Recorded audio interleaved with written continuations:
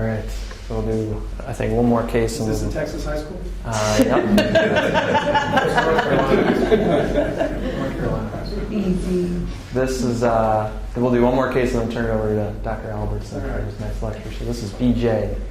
She's a 45-year-old female who was referred to us for a left renal mass, which was diagnosed in the context of she had weight loss of 12 kilograms over the past 4 months, severe malaise. She went and saw her primary care physician who did some routine laboratory work and found her serum hemoglobin to be 5.5, for which they did a CT scan, just for anemia workup, which revealed a left renal mass.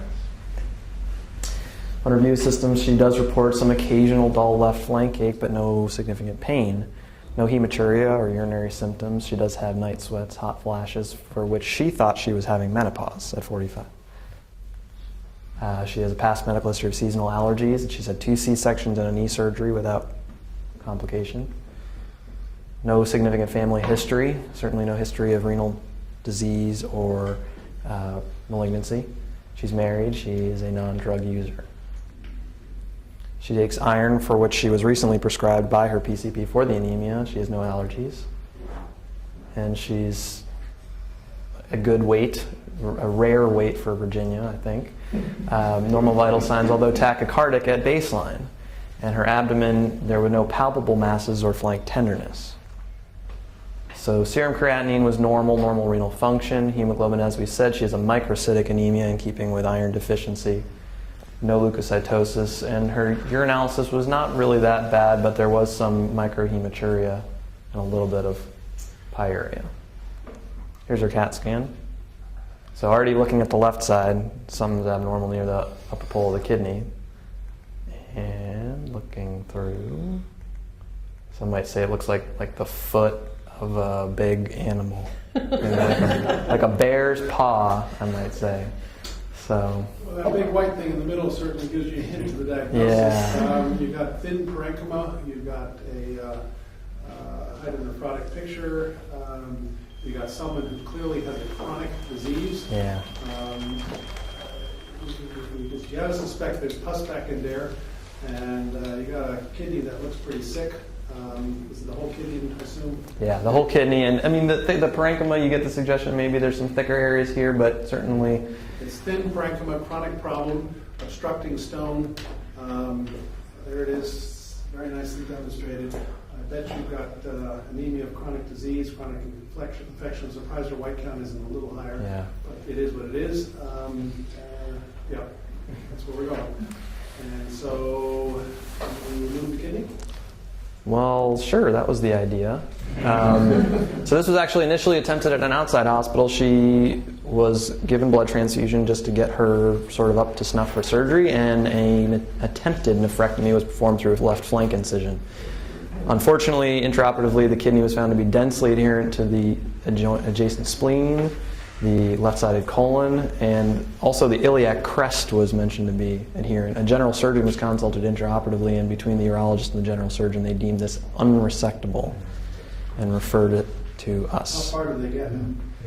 As far as I know, they were able to expose the anterior surface of the kidney somewhat, but with the colon stuck to it, the spleen stuck to it, they didn't really get it mobilized at all from what the operative. They just closed her and sent her back to you guys? Thank you very much. Yeah. So we see her now after the blood transfusion and post-op and recovery. Her hemoglobin's 9. Her urine cultures are still no growth. So if there is bacteria up there, it's not getting down to her bladder. I'm afraid you're going to have to go back in there again. Yeah. And just get your correct team. And yes, it's chronic infection. It gets stuck. And yes, it's going to be stuck to the spleen, and yes, you're going to get consent for a splenectomy, and yes, it's going to be stuck to the transverse colon, and yes, you're going to possibly have a anerotomy, and yes, you might have to resect part of the colon. Okay, get your general surgical team, and you're probably not going to do this with a robot. Aggressive you guys are. But sometimes we just like to have the robot in the room for moral support. But the bottom line is, and you're probably going to make a bigger decision than they did. Yeah. It's sad, but I'm afraid afraid you gotta get that kidney out, Yeah. because you're not gonna make her better unless you get the pus out. Yeah.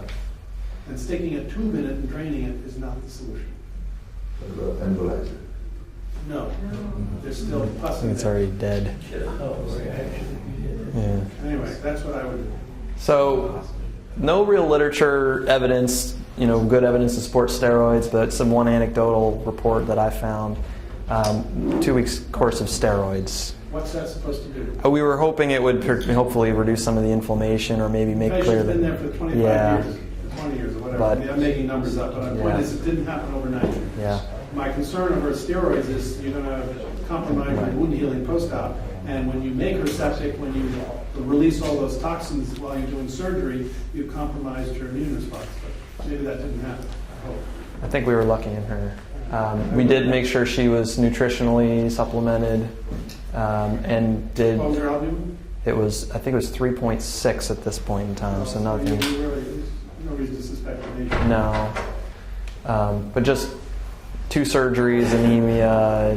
All of us had hospital dollars, explanation. Yes, exactly. Yeah. So, and then kept her on oral antibiotic therapy until surgery. What you put, you need an aminoglycoside and a synthetic cylinder or something, or what you do? For the antibiotic therapy, we just use Bactrim, sulfamethoxazole, trimethoprim. Really? No gentamicin?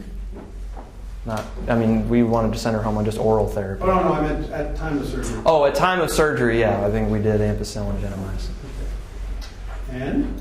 So, taking her to the OR, this time we did a thoracoabdominal incision. Bigger. Incision. Yes, bigger incision. The kidney, as was described, was densely adherent, so steroids didn't necessarily seem to change that. However, most of what was adherent to the surrounding tissues was this inflammatory rind around the kidney. Yeah. And so actually sort of what we did was maybe not necessarily subcapsular based on anatomy, but we took the kidney out beneath the rind. Right, so rather than doing a radical nephrectomy in a sense, left that rind intact and attached to the colon and the spleen. Which is an inflammatory response, and if you're lucky, should not be containing the abscess. But go ahead. So that's what we did.